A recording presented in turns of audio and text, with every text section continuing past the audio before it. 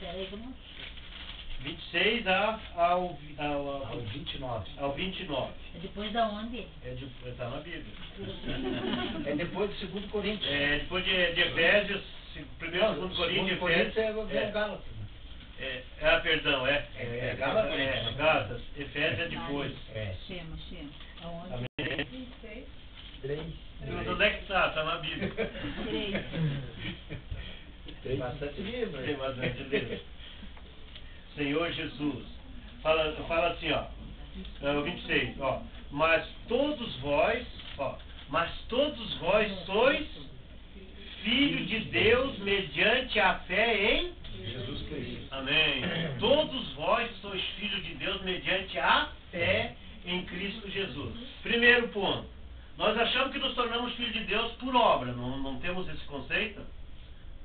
Salvação é pela fé. Nós ganhamos pela fé, nos tornamos filhos de Deus pela fé. Não é por nada que nós fizemos.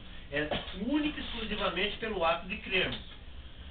Porque se fosse por alguma coisa que eu tivesse fazendo, jamais nós alcançaríamos esse status de se tornar filho de Deus. Por isso que no Evangelho de João, capítulo 1, fala assim, que Jesus veio para os seus não receberam, mas todos quanto receberam, Deus deu poder, autoridade de se tornar filho de Deus.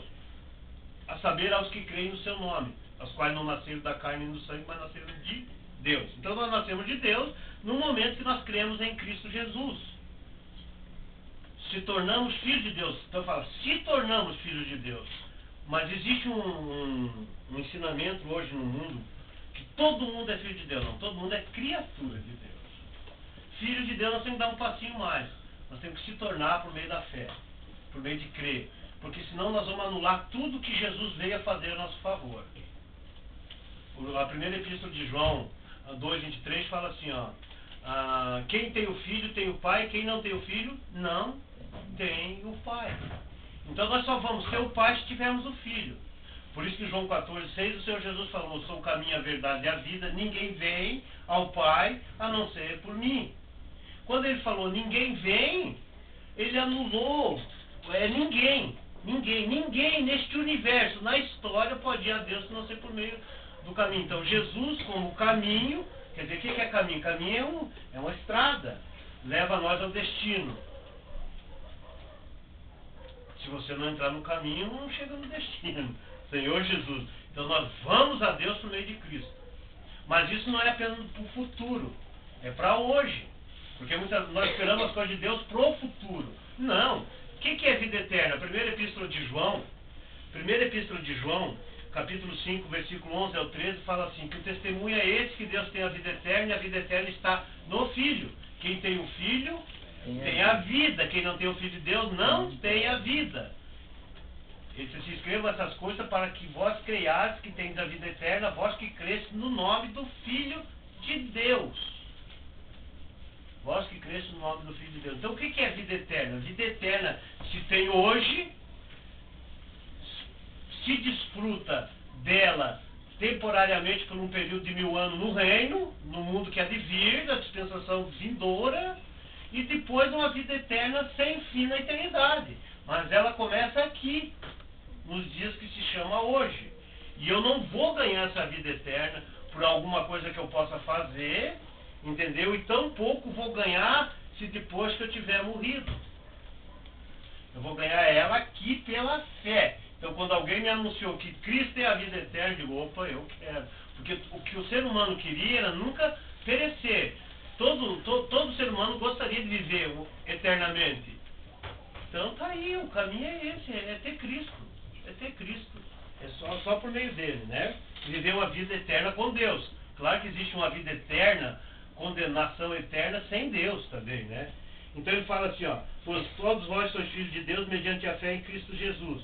Porque todos, quanto fosse batizado em Cristo, de Cristo vos revestiste. De Cristo vos revestiste. Então, quando nós cremos no Senhor, nós somos revestidos de Cristo também. E ele fala aqui, ó, daí depois ele diz assim, de certo que não pode haver judeu, nem grego, nem escravo, nem liberto, nem homem, nem mulher, porque todos vós sois um em Cristo Jesus. Todos todos vós. Então, no corpo de Cristo não há mais distinção. Não importa se a pessoa é grego, se ele é judeu, se ele é brasileiro, se ele é português, se ele é chinês, se ele é alemão, se ele é italiano. Não importa a nacionalidade. O senhor usou aqui o termo grego e judeu, que está relacionado à nacionalidade, né? Escravo, que na época, quando escreveu isso aqui, havia muito escravo. Na época se exercia a escravidão, né? E liberto, quer dizer, pessoas que não eram escravos. Então, na época lá, um escravo de uma pessoa que não era escravo. Agora não existe mais essa separação de escravo e liberto. Se a pessoa que é escravo tivesse crido em Jesus, ele estava liberto como aquele outro estava liberto, embora ele fosse o escravo do homem. Entendeu? Aí ele fala assim, ó, não há nem homem nem mulher. Agora não existe mais essa questão. Agora existe o irmão masculino e o irmão feminino. Um irmão chegou e disse assim, vai lá e chama o irmão lá. Daí ele perguntou assim, o feminino ou o masculino? Entendeu? Essa pessoa tinha uma visão, que agora não há mais homem, não há mulher. Todos nós nos tornamos um corpo de Cristo, membros do corpo, unidos ao Senhor. Não há mais grego, não há mais judeu, não há mais escravo, não há mais liberto, não há mais homem, não há mais mulher, porque todos nós somos um. Mas aonde? Em Cristo Jesus. Nós só podemos ser um, essa unidade, essa unanimidade é em Cristo Jesus. Fora dela não existe. Então, por faltar a visão do grande mistério de Deus, é o que você mais vê a divisão entre o povo de Deus, porque não vê que o corpo é um.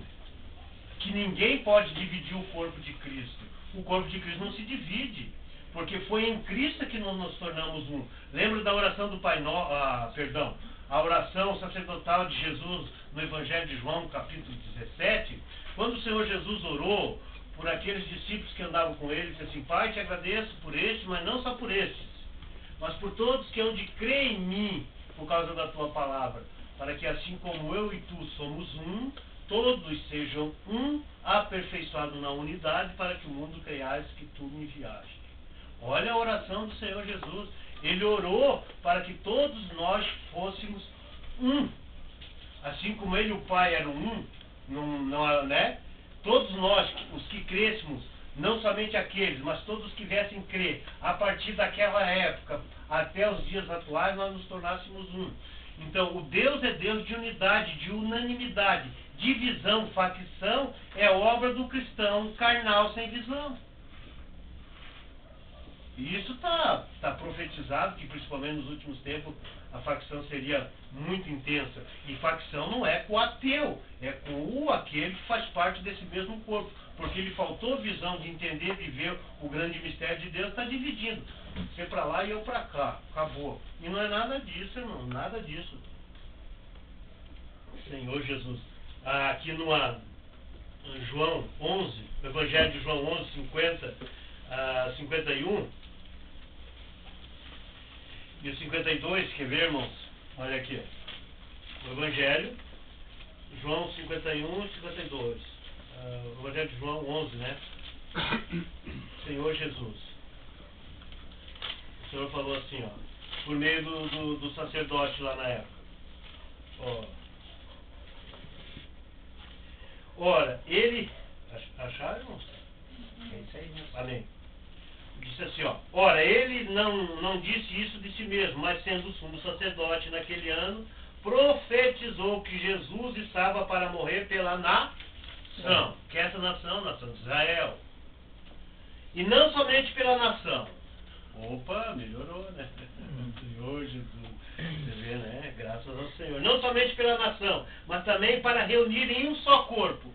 Reunir em um só corpo em um só corpo os filhos de Deus que andam dispersos. Então o Senhor pode reunir nesse um só corpo, que é a igreja, os seus filhos que andam, entendeu? Então existe só um corpo. Quem divide é o homem, mas aos olhos de Deus, ele pode estar dividido, mas aos olhos de Deus ele faz parte desse corpo.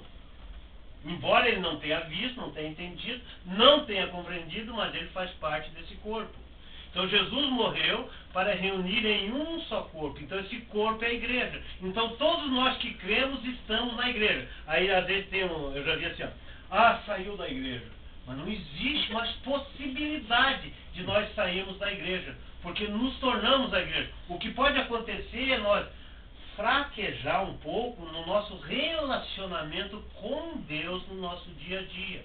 Deixarmos de estar na presença de Deus, andando no Espírito, em comunhão com Deus, e se voltar para as coisas terrenas. E automaticamente vai surgindo as obras da carne, que Gálatas capítulo 5 fala, né? Então, mas está na igreja, está no corpo.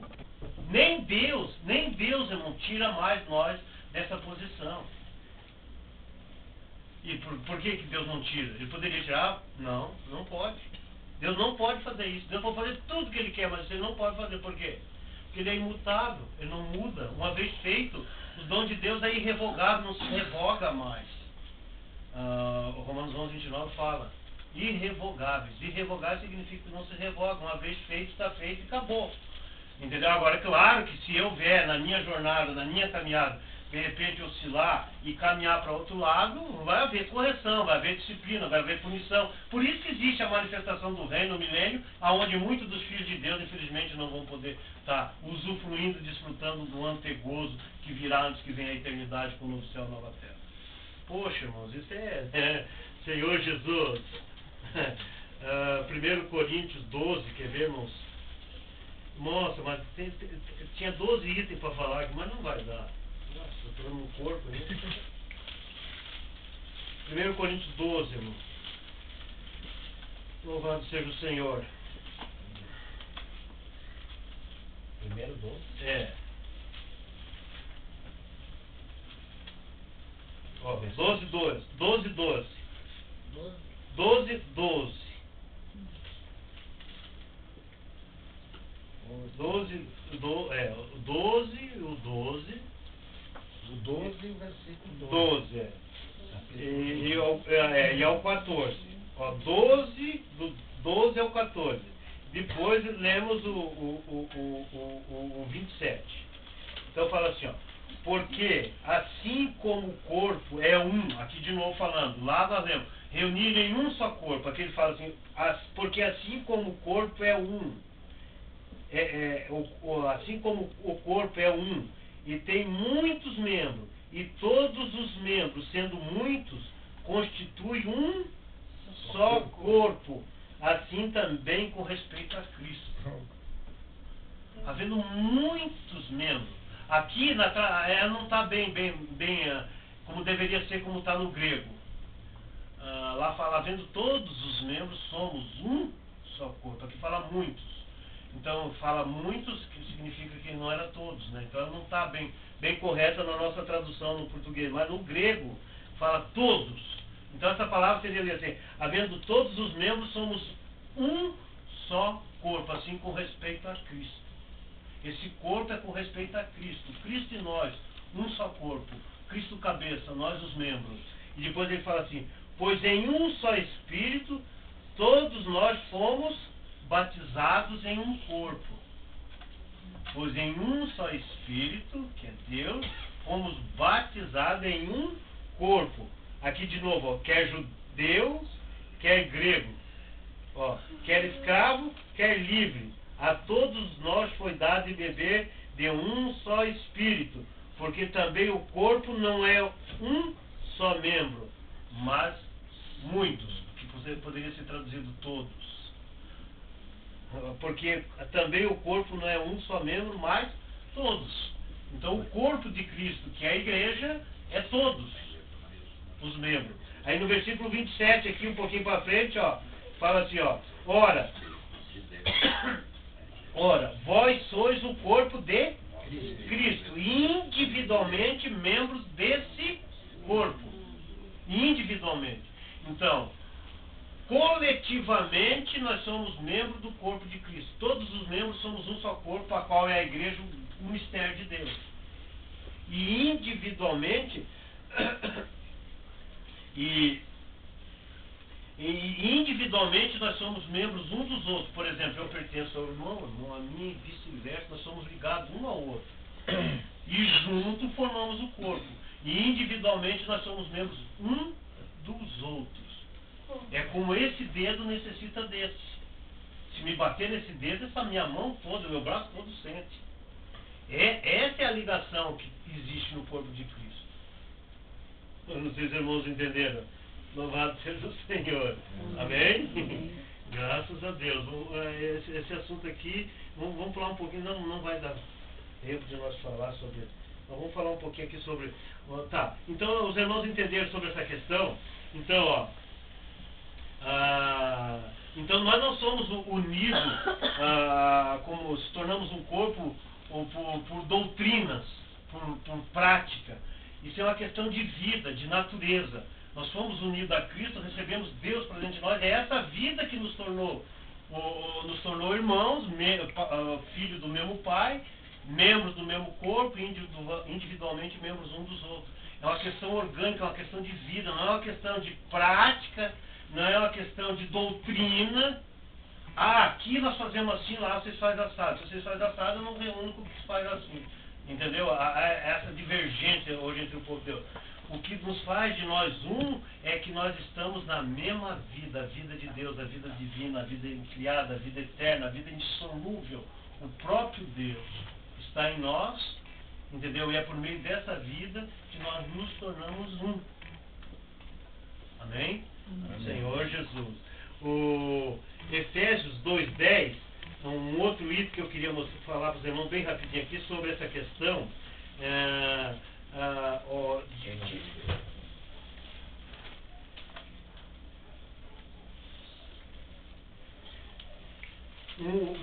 Nós vimos aqui alguns aspectos sobre o mistério de Deus, a igreja como corpo, a nossa união que existe entre nós e o Senhor, nossa união com os irmãos, né? Foi por meio da morte de Cristo que realmente Ele nos reuniu em um só corpo, né? Isso se tornou um grande mistério, o mistério de Deus, Cristo e a igreja. Mas aqui em Efésios 2:10, irmãos, fala sobre, assim, pois somos feitura dele, criados em Cristo Jesus para as boas obras, as quais Deus de antemão preparou para que andássemos nelas. Esse aqui é outro aspecto.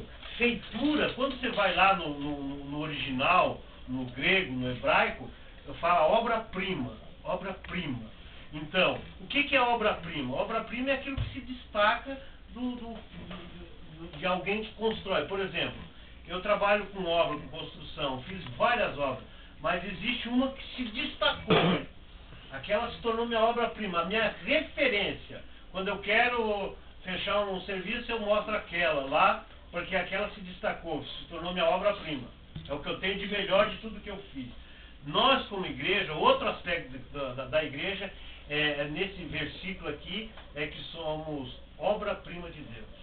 Quer dizer, de todos os bilhões de itens deste universo que Deus criou, alguns nós vimos, mas a maior parte nós não sequer tem uma percepção, e só um dia talvez vamos entender a grandiosidade deste universo.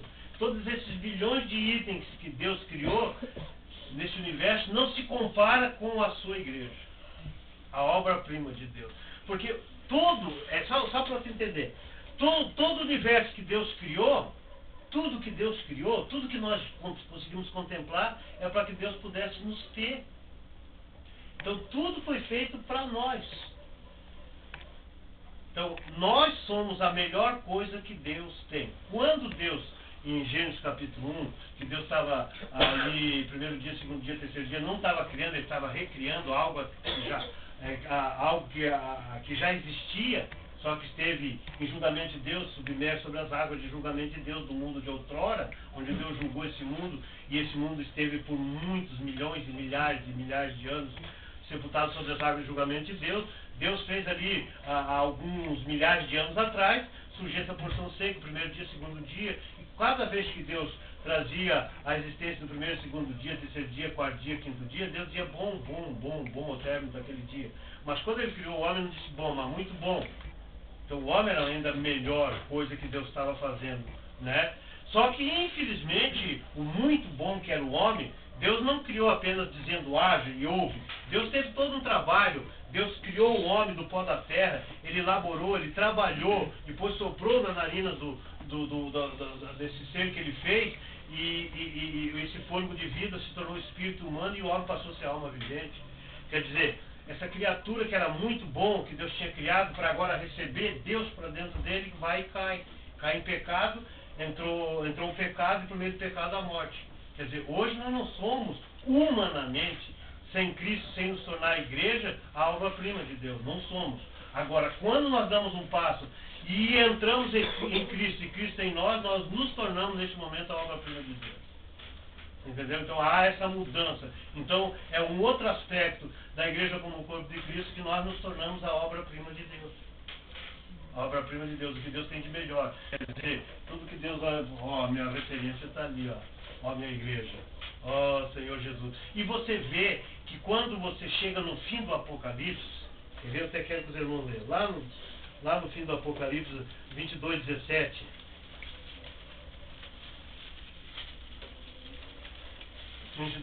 Olha aqui a conclusão. Aqui já é na eternidade futura.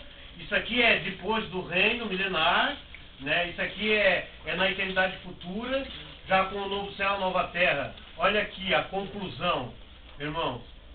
Poxa, isso aqui é maravilhoso. Fala assim, ó.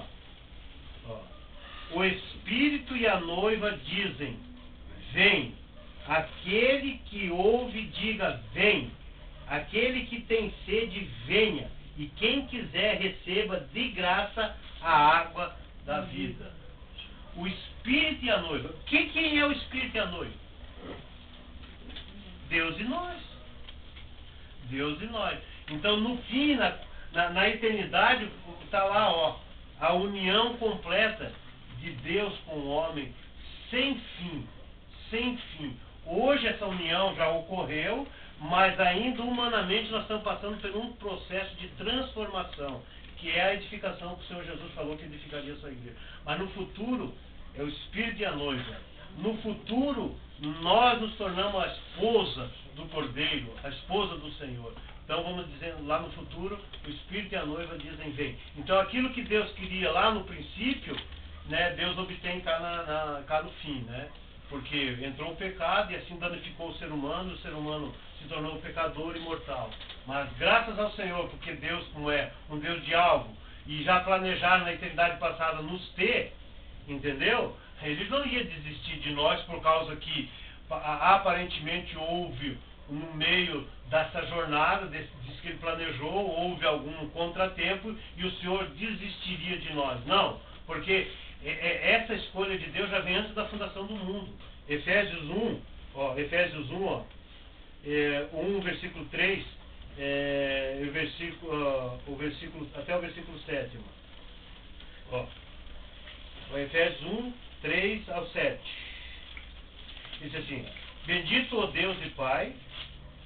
Efésios 1, 3 ao 7. Bendito Deus e Pai de nosso Senhor Jesus Cristo, que nos tem abençoado com toda sorte de bênção espiritual nas regiões celestes em Cristo Jesus. Deus nos tem abençoado com toda sorte de bênção espiritual nas regiões celestes em Cristo Jesus. Assim como nos escolheu nele antes da fundação do mundo, para sermos santos e irrepreensíveis perante ele.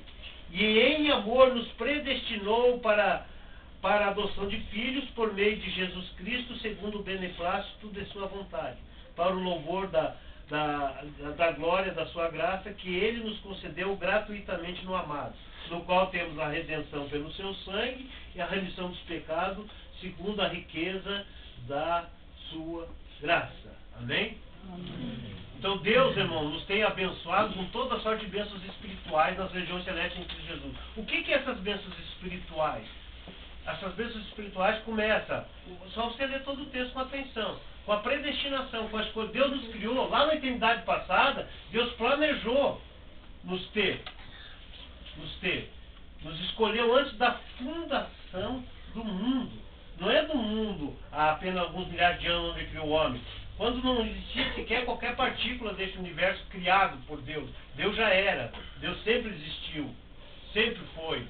E Deus já planejou na eternidade passada. Isso é o beneplácito, o bom prazer de Deus. Entendeu? Mas Ele nos escolheu para quê? Para sermos santos e irrepreensíveis. Santo é totalmente perfeito como Ele é perfeito. Entendeu? Irrepreensível, não há mais nada que seja repreensível. Nós estamos irrepreensíveis. Quando você chega na eternidade, o Espírito e a noiva dizem vem, né? E em amor nos predestinou para Ele. Essa predestinação de Deus foi em amor, é porque Deus nos ama, entendeu? E quando fala para adoção, outra vez voltando a frisar, não está correta a palavra, no grego está filiação. Então nós somos predestinados, escolhidos, separados por Deus para a plena filiação. Deus não está apenas satisfeito que nós tenhamos status de filhos, mas plena filiação é filhos maduros, filhos completos, filhos que nasceram, cresceram e chegaram à igualdade do Pai. Foram transformados, conformados, como Romanos 8, 29 a 30 fala, que fomos predestinados para ser conformados à imagem e à semelhança do Filho de Deus. Então, em amor, né, nos predestinou para a filiação, mas por quê? Por meio de Jesus Cristo, que é o beneplácito da sua vontade, e para o louvor da sua graça, que Ele nos concedeu gratuitamente no amado, no qual temos a redenção. Então, o Senhor nos escolheu na eternidade passada, no tempo Ele veio nos redimir, nós temos a redenção pelo sangue de Jesus. No tempo Ele veio nos redimir. Isso também está relacionado à bênção espiritual. Quer dizer, Jesus veio morrer pelo nosso pecado, pagar o nosso débito com Deus, cancelar a nossa dívida, que era um escrito de dívida contra nós, que era impagável. O Senhor veio e pagou como mediador, como fiador superior, como Hebreus fala. Então Ele pagou. Agora somos redimidos do nosso pecado, né? E está relacionado à bênção espiritual. E no tempo agora, depois da nossa conversão, que nós cremos em Cristo Jesus, o Senhor está nos edificando, nos levando à plena filiação, à maturidade, por meio da obra transformadora do Espírito no decorrer dos nossos dias. E isso é a bênção completa de Deus. É aquilo que 1 Coríntios capítulo 3 fala, que nós somos, que ninguém pode lançar outro fundamento a qual já foi lançado, que é Cristo, e sobre esse fundamento nós temos que edificar com ouro, prata e pedras preciosas. O que é ouro? Ouro simboliza a natureza de Deus, prata preciosa, a obra redentora de Cristo, e as pedras preciosas, a obra transformadora do Espírito. Então, ouro simbolizando Deus, prata, a obra redentora, e pedras preciosas, a obra transformadora, que é a edificação de Deus que está ocorrendo. Quando você chega na Nova Jerusalém, o fundamento são todas pedras preciosas, pedras que eram brutas, foram trabalhadas e se tornaram pedras preciosas. Nenhuma pedra preciosa, o Senhor usou essa figura da pedra preciosa, nenhuma pedra preciosa normal no mundo, ela nasce por si só preciosa. É com a pressão e o calor, com o tempo se torna um diamante valioso. Não sei se os irmãos sabem disso, né? É assim que acontece. O Senhor está mostrando que as nossas situações, circunstâncias que Deus permite nós passar, nada mais é que nós, aproveitando essas circunstâncias, se voltando para Deus, nós temos sendo transformados pela obra transformadora do Espírito na nossas vidas, como fundamento da morada eterna de Deus, que é a Nova Jerusalém, a mescla total de Deus com o homem sem fim. Amém? Então, isso é tremendo, né? Isso é por isso é que somos a obra-prima de Deus, graças ao Senhor, né? Em Efésios 4, também a igreja é chamada de um novo homem. Efésios 4, 22, e é o 22 ao 24. Ó, quer ver, irmãos? Quer ver? Olha aqui, ó, coisa tremenda esses versículos aí. Senhor Jesus. Ele diz assim, ó, amém? Não sei, as horas se foram, irmão. Louvado seja o Senhor. 22, ó, Efésios 4, 22 a 24. Ó, no sentido de que, quanto ao trato passado, vos despojeis do velho homem, que se corrompe segundo a concupiscência do engano, e vos renovei no espírito do vosso entendimento, e vos revistais do novo homem criado segundo Deus, em justiça, retidão, procedente da verdade. Amém? Com sentido ao trato passado, nós nos despojamos do velho homem. O que é esse velho homem? O velho homem é a nossa velha natureza humana caída. Isso é o nosso velho homem. O 1 Coríntios 7 fala que quando o homem morre, a mulher está desobrigada da lei do marido. ela pode até contrair núpcias, mas o que Paulo está falando ali não é do casamento, como as pessoas aplicam isso no casamento. Ele está falando ali, como o nosso velho homem morreu, Romanos 6,6 fala assim, quando nós cremos em Cristo, quando Cristo foi crucificado com ele o nosso velho homem. Romanos 6,6 fala isso. Então o nosso velho homem morreu, nós despojamos do nosso velho homem. Isso é um fato consumado, irmãos. Assim como a obra do Senhor Jesus a nosso favor, quer dizer, o Senhor morreu, fomos crucificados com ele no nosso velho homem. Então nós fomos despojados do velho homem, né? Que esse velho homem, que nós fomos enganados, não porque queremos, mas fomos enganados em Adão. Toda a raça humana foi enganada e caiu em Adão. Romanos 5,12 fala que pelo um só homem entrou o pecado no mundo, e assim o pecado passou a todos os homens, porque todos morrem. E esse único só homem, ou esse único homem que o pecado entrou no mundo foi Adão. Então, nós recebemos essa herança maldita, né? Não porque quisemos, mas porque já nascemos assim. E agora, nós devemos revestir do novo homem. Agora nós somos revestidos do novo homem, criado segundo Deus.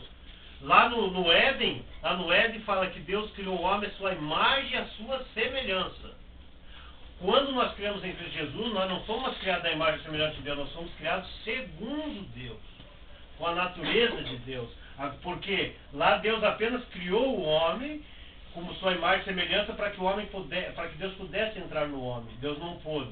Agora, quando nós cremos em Cristo Jesus, Deus pode entrar em nós. Agora nós recebemos a vida de Deus. Então agora nós nascemos segundo Deus.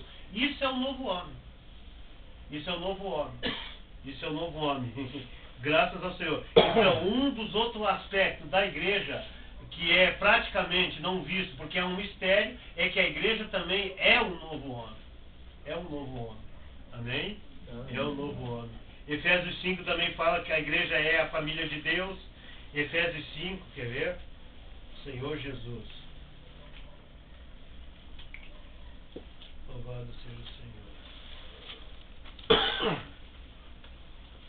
Efésios 5, o quê? Não, perdão, você devia estar dando lá então. Não, Efésios 2.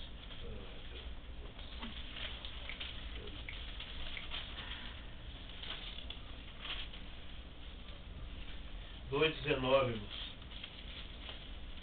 2,19. Louvado seja o Senhor. Ele diz assim, ó, se nós fazemos parte desse corpo, fazemos parte da igreja, né? Agora olha aqui, ó. Assim já não sois estrangeiro. Você já não é mais estrangeiro. Quer dizer, estrangeiro significa alguém que não é daquela nacionalidade. O 1 Pedro fala que nós somos a nação santa. Então nós não somos mais estrangeiros. Nós não somos mais estrangeiros. E peregrinos. Estrangeiros e ainda peregrinos. Mas agora nós somos concidadãos dos santos e sois da família de Deus. Outro aspecto da igreja, família de Deus. Deus só tem uma família. Deus não tem várias famílias. Por exemplo, nós somos da família de da Deus. Família de Deus. Nossa. Por que nós às vezes chamamos as pessoas de irmão? Porque nós temos do mesmo pai, da mesma família. Quer dizer, nós temos do mesmo pai. Ao crermos em Cristo Jesus, nós temos de Deus, automaticamente fazemos parte da mesma família. Então agora nós não somos mais estrangeiros.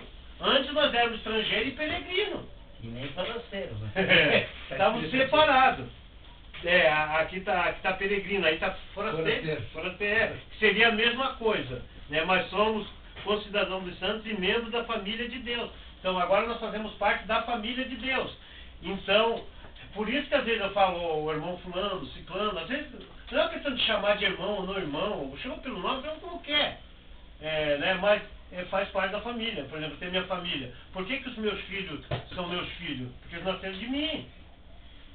E nada muda mais isso. Eles nasceram de mim, mesmo que eles venham me abandonar, nunca mais querer saber nada comigo. Não muda a questão de ele ser meu filho. Porque o meu gênese está nele.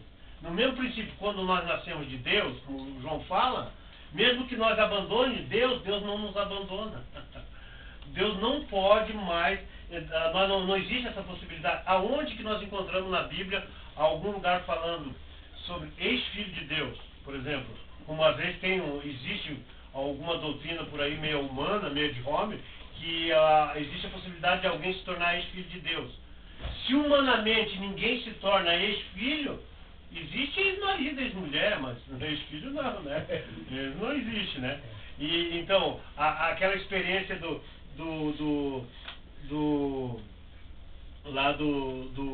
jovem lá que pediu a herança lá, o filho pródigo. Antes do prazo, né? Pediu a herança. Aí ele foi pra onde? Mundão. Foi se divertir. Agora, pelo lá onde ele estava, ele era filho do fazendeiro ou não? Era. Não muda, como é que vai mudar?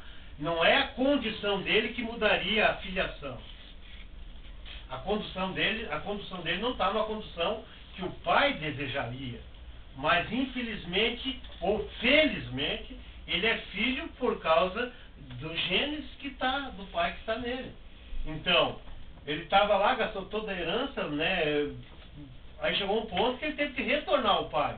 O que o pai fez? O pai foi pedir explicação para ele. Você fez isso, você gastou. O pai abriu os braços e correu e abraçou e beijou. Isso é o amor de Deus. Olha a experiência de Pedro. Quando Pedro negou Jesus, após a ressurreição, quando eles foram no sepulcro, quando Jesus se manifestou para Maria, Madalena, o que Jesus diz? Vai e diz aos meus irmãos e a Pedro. Por que ele mandou chamar Pedro? Pelo nome, será que Pedro não estava na mesma leva de irmãos, de discípulos?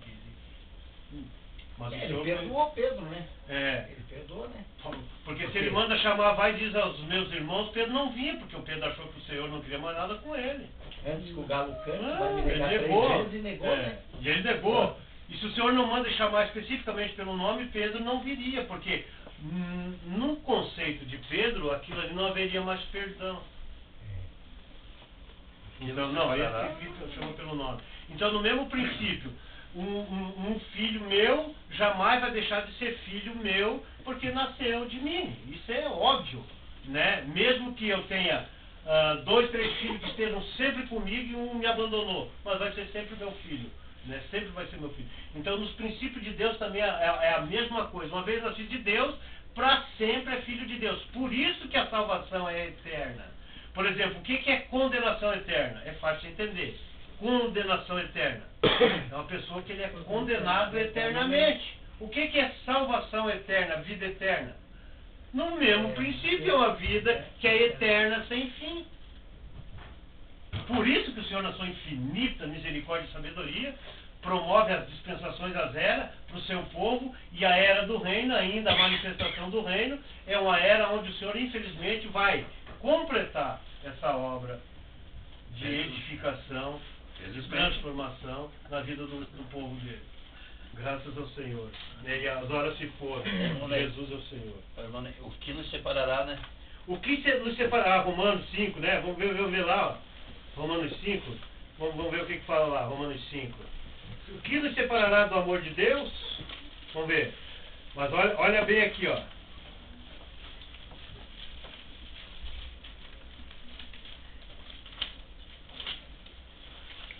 Versículo 5, capítulo 5. Não, tá. Aqui, ó. Senhor Jesus. Então, primeiro, quer ver? Vamos ler no versículo 5 e 5.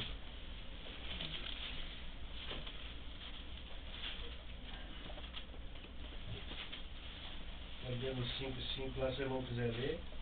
E a esperança não traz confusão, porquanto o amor de Deus está derramado em nossos corações, pelo Espírito Santo que nos foi dado. Amém. Nos foi dado. Porque Cristo, pode ler o... Porque Cristo, estando nós ainda fracos, morreu a seu tempo pelos ímpios. Dificilmente alguém morreria por um justo, pois poderá ser que pelo bom alguém se anime a morrer. Mas Deus prova o seu próprio amor para conosco pelo fato de ter Cristo morrido por nós, sendo nós ainda pecadores. Logo, muito mais agora, sendo justificado pelo seu sangue, seremos por ele salvos da ira. Porque se nós, quando inimigo, fomos reconciliados com Deus mediante a morte do seu Filho, muito mais agora, já estando reconciliados, seremos salvos pela sua vida. Amém? E não apenas isso, mas também nós nos gloriamos em Deus, nosso Senhor Jesus Cristo, por intermédio de quem recebemos agora a reconciliação. Fomos reconciliados com Deus. Mas esse ainda não é o versículo lá. Senhor Jesus. Aqui no 8, ó, 8:38. 8:38 e o 39. Mas viram lá, irmãos, que nós fomos reconciliados mediante a morte de Cristo.